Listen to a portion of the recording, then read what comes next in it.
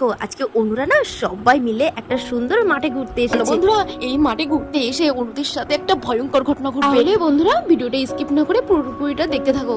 Wow Piklu দাদা, কত সুন্দর মাঠ! এত সুন্দর একটা মাঠ থাকতে আমরা কখনো কোনোদিনই আসিনি।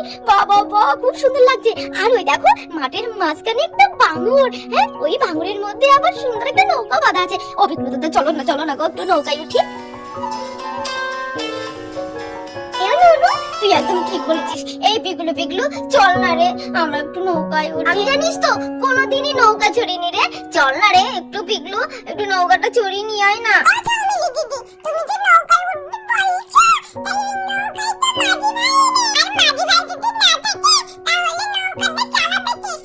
আরে অনু, সত্যিই তো মাঝি ভাই তো নেই, তাহলে নৌকাটা চালাবে কে শুনি? কেন আমাদের পিকলু? এই পিকলু চল না রে, আমাদের নৌকা চড়ে একটু নিয়ে আয় না। তোদের কি মাথা খারাপ?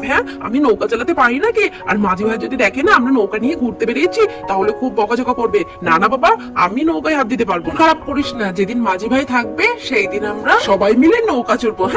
এই চল, দাঁড়িয়েছিস কেন?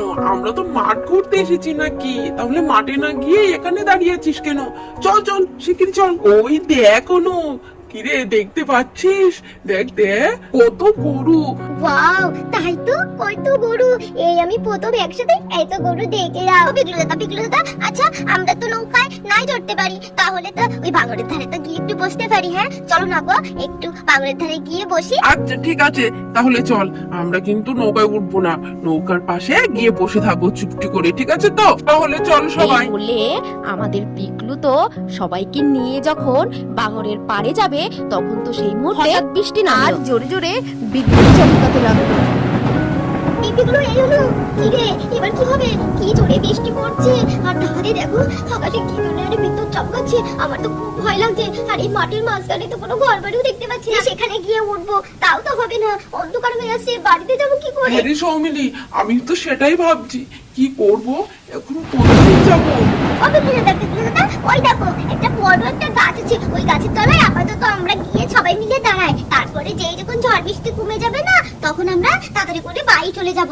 চলো, ভিজে যাচ্ছি খুব, হালকা ভিজে বের করে জ্বর আসবে, মা বকাবকি করবে। চলো আমি যাচ্ছি, তোমরা তাড়াতাড়ি এসো আমার পিছন। ও পিকলু দাদা, ও ঝৌমিলি দিদি, এই তোমরা একটু তাড়াতাড়ি এসো না। দেখো না এই গাছের গোড়ায় না বড় একটা বাক্স পড়ে আছে।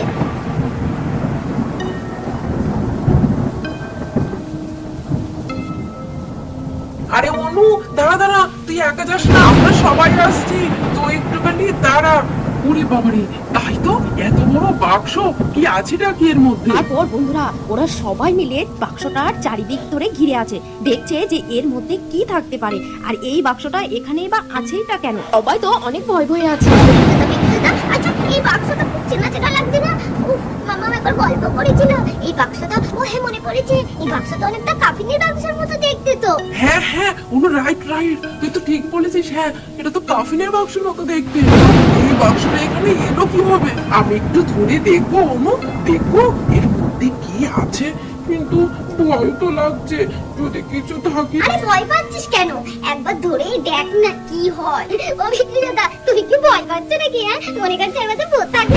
আরে পাগল তুমি, এটা খালি বাক্স, এর মধ্যে ভূত না তো ঘোড়ার টিম আছে, ধরেই দেখো না কি হয়। আচ্ছা ঠিক আছে, তোরা যখন বলছিস তাহলে একটু ধরেই দেখি। শোন, তোরা কিন্তু আমার পাশে থাকবি, ঠিক আছে? তোরা যেন একা আমার তুই পালিয়ে যাস না। এই বলে আমাদের পিকলু তো বাক্সটা খুললো, সেই তো বাক্সর মধ্যে একটা মমি ভূত শুয়ে আছে। ওরে বাবারে, এ তো মমি ভূত। কি হবে এবার? এ তো মমি ভূত শুয়ে আছে। এ বাবা, এই ফাঁকা মাঠের মধ্যে গাছের তলায় মমি ভূত আসলোটা কিভাবে? তো কেউ নেই, এবার তো এই মমি ভূত আমাদেরকে তাড়া করবে। হাই ভগবান, ও বিক্রি দাদা, এবার আমরা কি করবো? আমাদের যদি মমি ভূত তাড়া করে আমরা কোথায় যাবো? শোনো, এক সেকেন্ড এখানে দাঁড়ানোর দরকার নেই, চলো আমরা সবাই এখান থেকে পালাই। হ্যাঁ ঠিক বলেছিস। চল, আমরা সবাই এখান থেকে পালাই। এই বলে আমাদের পিকলু তো দৌড় দিল। তারপর কিছুক্ষণ পরেও তো আমাদের অনু পালাতে লাগলো। চল শিগগিরই পালাই। পর বন্ধুরা আমরা সবাই একে পালাতে লাগলো। আর কিছুক্ষণ পরে মমিও তো আস্তে উঠতে লাগলো। পর পঞ্চম করতে লাগলো। আর ওই মমিটা আমাদের পিকলু ওদের পিছন ধাওয়া করতে লাগলো।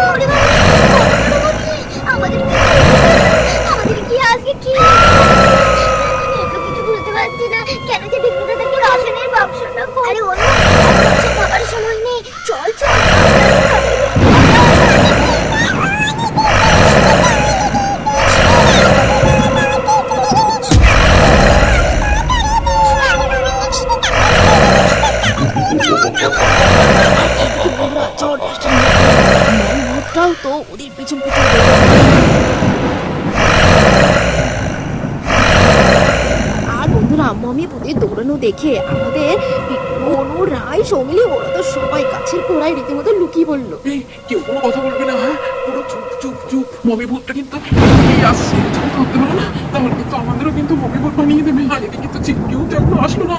ও কোথায়? ওকেও তো খুঁজে পাচ্ছি না। আমরা তো যে করে হোক পালিয়ে এলাম, ওকে তো কোনো জায়গায় দেখতে পাচ্ছি না। বিগলু বিগলু চিঙ্কিকে ধরে ফেললো না তোরে? আমিও তো সেটাই ভাবছি। এদিকে তো বেলা ঘুরিয়ে সন্ধে হয়ে আসলো, এদিকে বাড়িতে যাবো কখন? মা তো চিন্তা করছে কেন যে কাফনের বাক্সটা খুলতে গেলাম। সব দোষ না হয়েছে।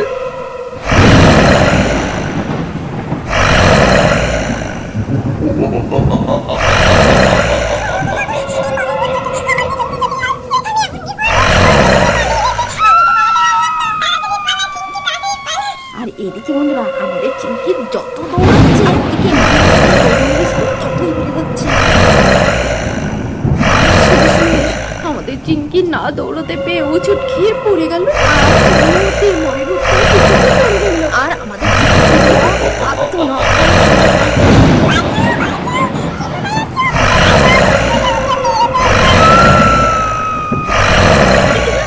চল ওই দেখ আমাদের চিঙ্কিকে মনে করতে পারবে না। হ্যাঁ হ্যাঁ, চল চল চল, শিখে চল। যে করে হোক আমাদের চিংড়িকে বাঁচাতেই হবে, বাঁচাতেই হবে। তারপর বন্ধুরা ওই মমি ভূতটা তো সবাই মিলে পালাতে লাগলো।